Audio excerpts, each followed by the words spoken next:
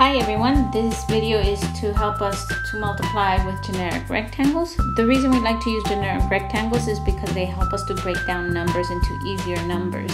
Another word that you will hear that's associated with breaking down numbers is decomposing numbers. And it's incredibly important for you to go ahead and learn how to decompose numbers, because in 7th and 8th grade you will not only be decomposing numbers, but you will also be decomposing algebraic expressions. So let's get started with the first example. So we're going to go ahead and multiply 72 times 529, and we're going to look at these numbers separately, and you'll understand what I mean when I say that. So we're going to go ahead and break down the number 72 right now. And we notice that the number 72 has two values, and what I mean by that is we're going to separate them by the place value system. And I created my t-chart using the ones and the tens place, and the way I'm going to break down the number 72 is I notice that 2 is in the ones place, so I'm going to go ahead and say 2 times 1, which is 2. I'm going to do the same thing for the number 7 and say 7 times 10 is 70. Now once I break it down, if I add those two numbers, 70 plus 2, I should get 72, and this is a good way of checking our work. Now if you notice on 529 we have 3 digits, the 5, the 2, and the 9. That's why we require a t-table that has 3 columns. So we're going to go ahead and place the ones, the tens, and the 100s, and we're going to break the number 529 the same way we did the number 72. So the 9 is in the ones place, and we're going to multiply 9 times 1, which gives us 9. The 2 is in the tens place, so we're going to multiply 2 times 10, which is 20. And the 5 is in the hundreds place, which 5 times 100 gives us 500. Again, we are going to go ahead and test the same theory, and if we go ahead and add these numbers, we notice that once we add them, we get 529. So we have been successful in breaking down our numbers. Now the next step is incredibly important for you to understand. I've drawn my huge rectangle. What I mean by my huge rectangle, you'll see in just a second why it's called a huge rectangle. I am going to go ahead and use the number 72 and place it along the vertical axis, or the vertical side of my huge rectangle. And what you notice is that I did not place the number 72. I placed what I had broken down, the 70 and the 2, along this side. And what I've created is 2 smaller rectangles. If I cut my huge one in 2 to signify the 70 on the top and the 2 at the bottom. Now I could have done the same thing with the 529. I could have placed it along this side. However, I've chosen to place it on the very top.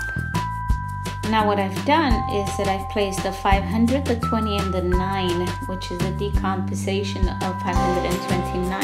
And what you notice is since I have 3 numbers, or 3 digits, I'm going to break down my larger rectangle into 3 more sections that look like this. So now that I've got this, my goal is to try to figure out what the area of each of these smaller rectangles is. And the way we do that is we multiply these numbers, 700 times 500, to find the area of this inner rectangle. So the way I do it is I say 70 times 500, which will give me 35. 7 times 5, and then I add 3 zeros. As you notice, I've done the other ones by multiplying 70 times 20 to get 1400, then 70 times 9 to get 490. And I'm going to do the same thing to get the area of these rectangles at the bottom by doing the same thing. But this time I'm going to go ahead and multiply 500, or the top numbers, by 2. Once I do that, you've noticed that I've completed the area of all the smaller rectangles that make up my larger rectangle.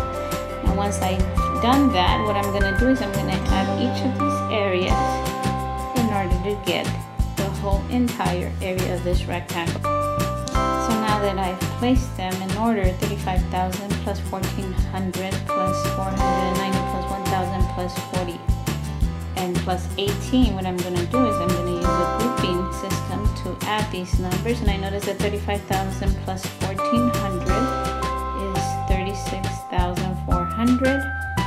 same thing for this one, and I get 1490. And the last one I get 58. Once I have these three numbers, I'm going to place them in a neater way so then I can finish adding this and finding the area of the larger rectangle.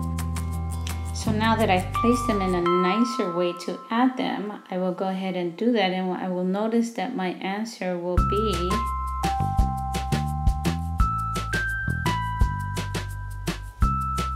37,948.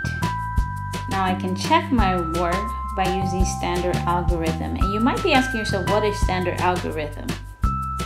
Now standard algorithm is what you've learned in elementary, which is just to go ahead and multiply 529 times 72. Now we can use a calculator, we can use long multiplication to check our work. I'm going to go ahead and, for the purpose of this video, I'm going to go ahead and just multiply it really quickly. But you will notice that once I multiply this and add this, it should give me the same answer, 37,948, just like I did with this generic rectangles. Now what you've done is you made your brain a lot more powerful, because not only do you know how to do it with standard algorithm, but you also know how to do it with generic rectangles, which in the long run will help you. Alright, so now let's go ahead and see if you've learned how to multiply and break down numbers or decompose numbers using generic rectangles. What I want you to do is to try to multiply 37 times 295. Before you begin this problem, I want you to ask yourself a couple of questions. I want you to set up your paper the way I've done, and on the right side of your paper, I want you to jot down some questions. Now this is important because this will help you to analyze problems. An example of a question that you might ask yourselves is, what do I need to do to the numbers that will help me figure out how many smaller rectangles make up the larger rectangle? And of course the answer to this is to decompose it and use the place value system. Another question might be, how can I use standard algorithm to check my work as I go along? You can check your work using standard algorithm by multiplying 37 times 295, or by multiplying the smaller values in order to get the area of the rectangle. So pause the video, and once you've paused the video and you finish your work, what I want you to do is to click the boy astronaut or the box next to it if your answer is 10,915, or click the girl astronaut or the box next to the girl astronaut if your answer is 5,375.